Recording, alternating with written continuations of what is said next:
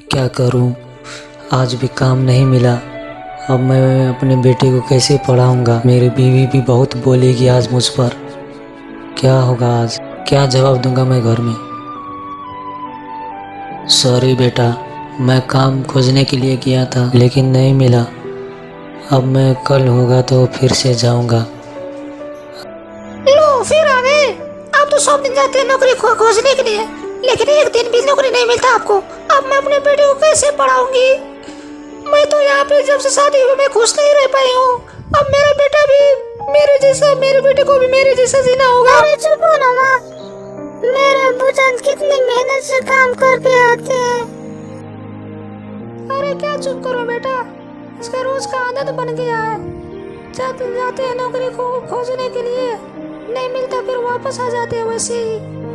अब मैं कहाँ से तुम्हारे लिए पैसा लाऊंगा। मैं कमाती हूँ जो, इसी के ऊपर भरोसा था। अब इसको भी नौकरी नहीं मिली है। अरे बहू रानी, ऐसा मत कहो मेरे बेटे को। मेरे बेटा, एक दिन जरूर मेरे बेटे को नौकरी मिलेगी। बेटा तू कोशिश करते रहना। ठीक है अम्मी जान, मैं ज़रूर कोशिश करूंगा।